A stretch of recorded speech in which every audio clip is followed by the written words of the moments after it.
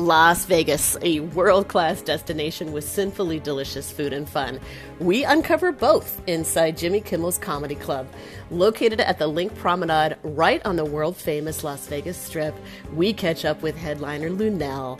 The resident comedian dishes about her famous friends and all-time favorite bites. I'm Alicia Shevetone, and you're watching Sin City Kitchen.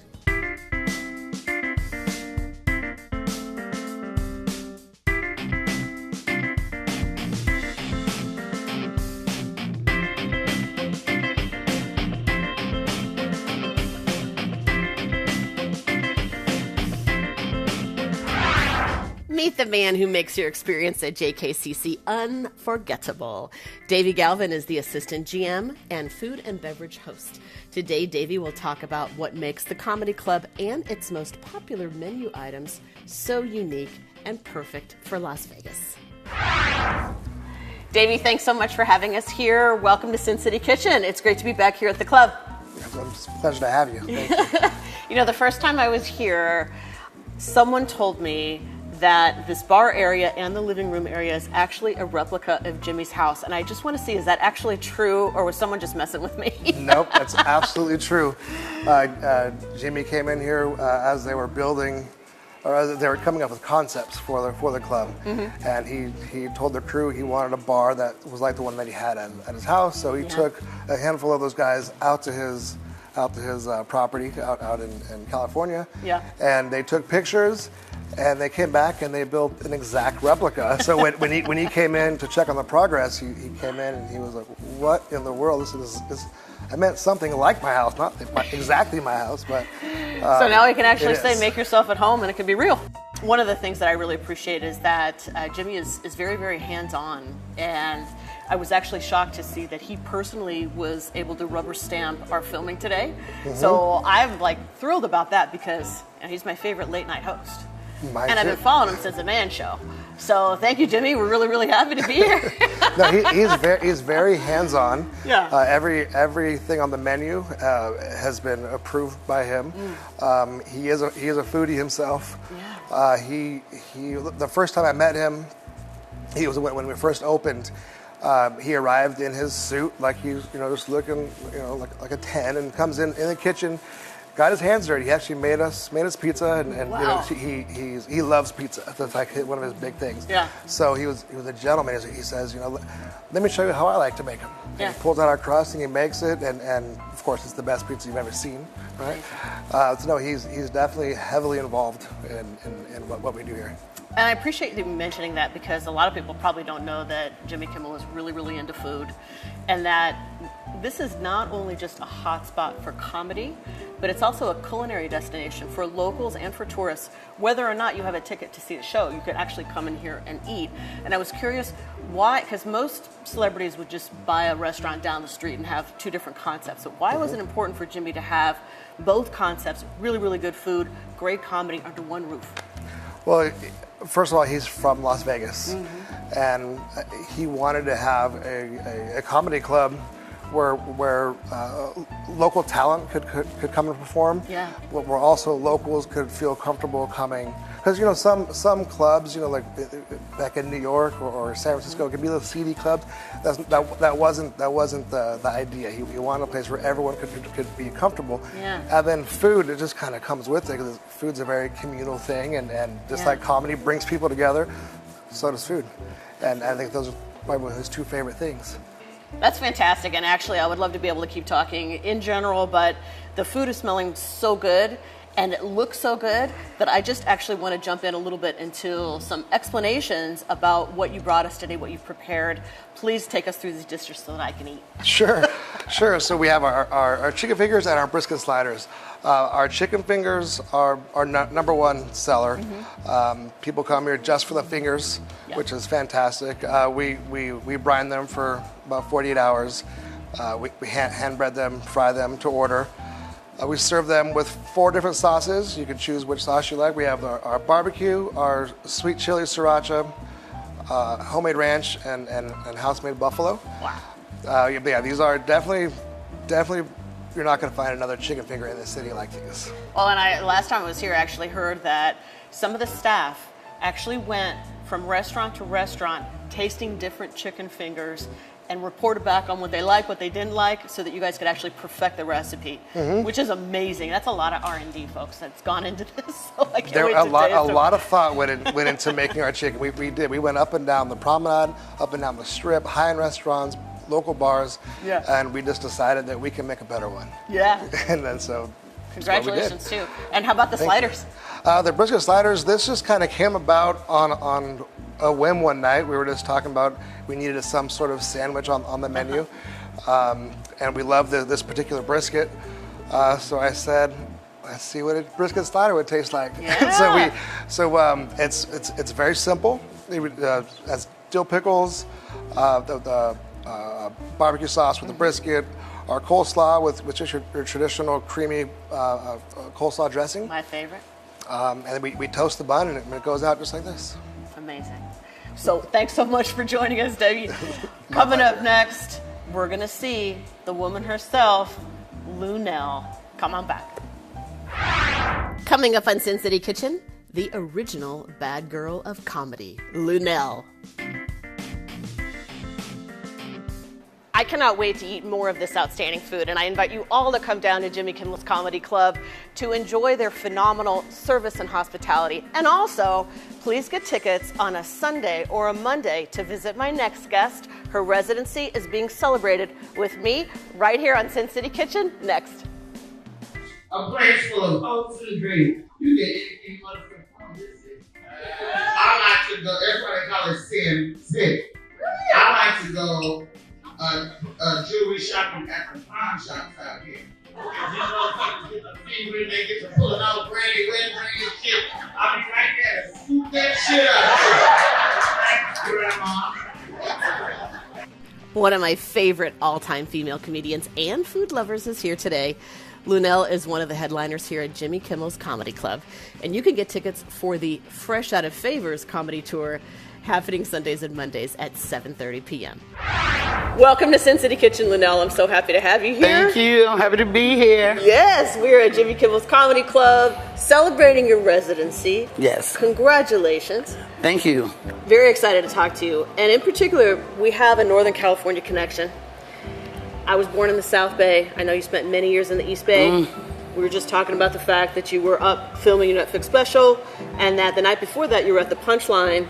And I saw on your Instagram a picture with Steph Curry, Alicia Curry, and Dave Chappelle. Yes. I was a little jealous for Steph Curry. The other two, they're great. The other two are great. But Steph, my goodness. Steph the chef. Is he the cool person that he is? And ladies, he smells amazing, too.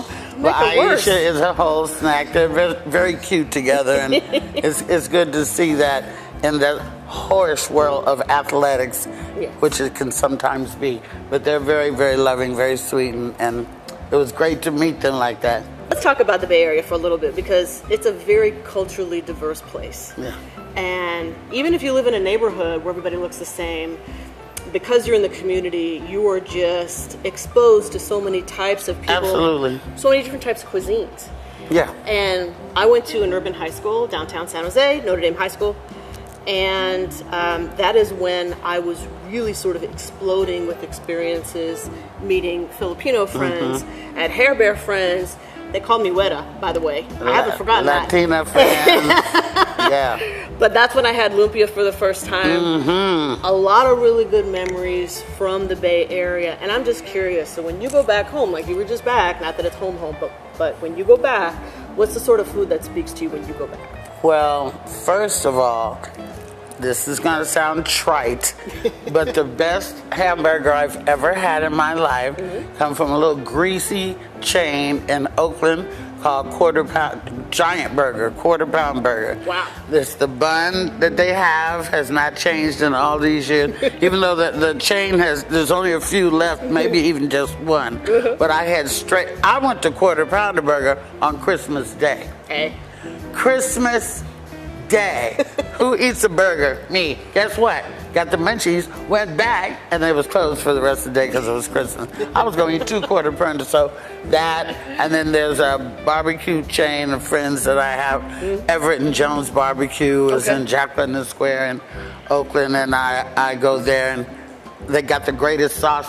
They got the best barbecue sauce, so good. I could drink it out the jar. You know? That's how good their barbecue sauce is. So, and then in Jack London Square, if you like, seafood and stuff, there's a place called Scott's. Scott's Seafood. There's one downtown San Jose too. Or at least there was. Yeah. I think it's the same people. Yeah. So they're fun. You know, I get around. Yeah, and you've traveled extensively as an actress, as a comedian. You've been all over, and you start to associate food with different places when you're working. I do the same thing, and I'm just if there's a part of the country, part of the world that you like to go to, what would that be as a food destination that always brings you back? And it's like, oh my God, I'm so glad I get to shoot in X place because I get to eat. Well, Atlanta. Because of the Southern cuisine, you can soul get, food? like lima beans you can get. Lima bean, people don't hate on lima beans. Lima beans are delicious. And you can, get grits and stuff and things that you can't get, the comfort food type stuff. But also, I like to go to D.C. and go to, I think it's Ben's Chili Bowl is in D.C. I just like to go for the historicness of it all, and Obama ate there, and the pictures on the wall and the history of it, and of course when I'm in, up in by Maine, have to get the crab cakes, Maryland, that's what the crab cakes, the lobster, when in Rome, honey, wherever I'm at, wherever the cuisine of that place is, that's what I'm trying to see. You eat regional. And that's where the best ingredients are. I do eat regional, and often.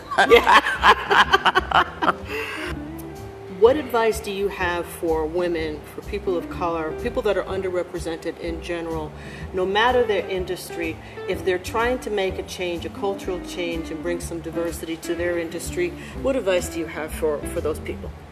Well, I think that nobody's going to listen to you unless they respect you, first of all.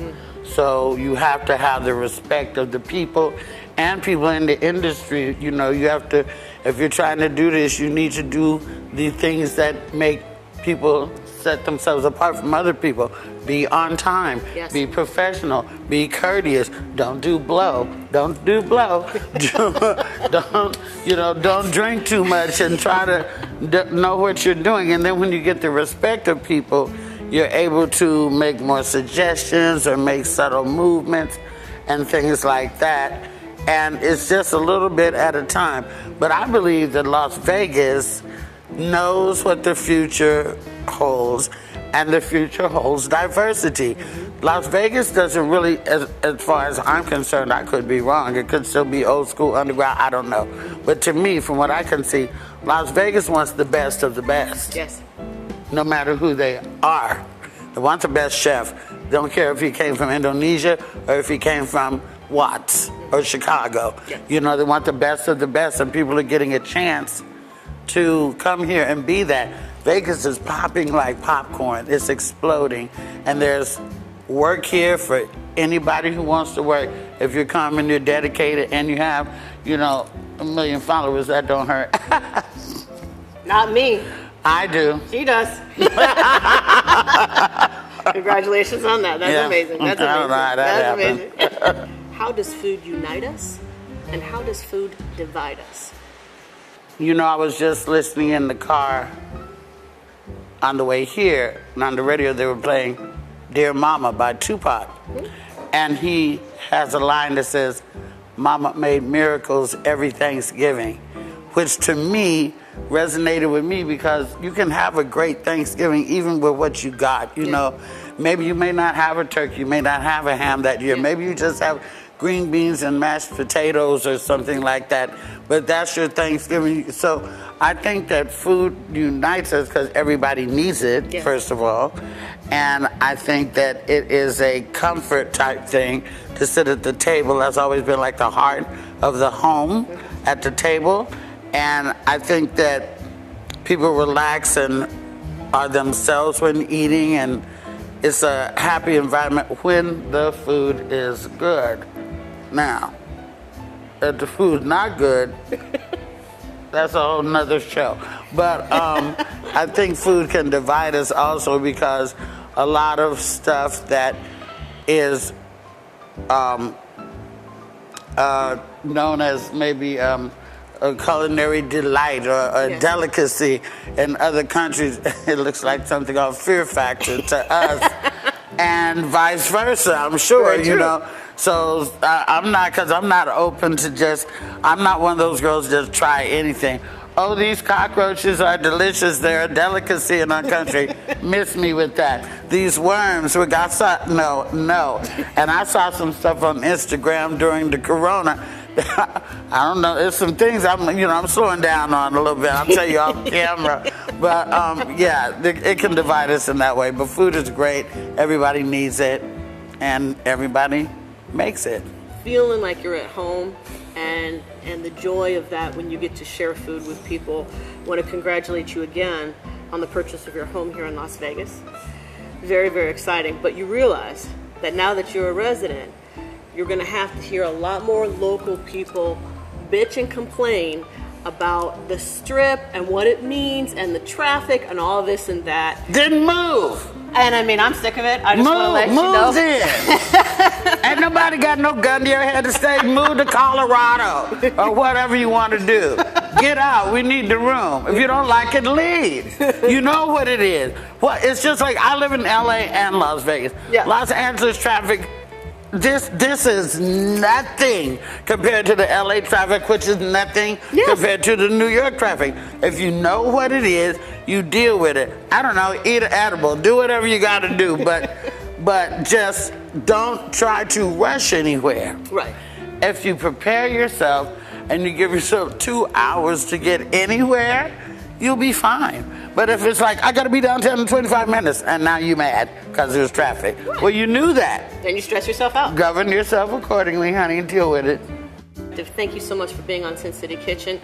And as a housewarming gift, I would like to give you all 7 of my distilled spices. Lucky 7! These are my alcohol-infused spices called distilled. And I also have French onion. Yes.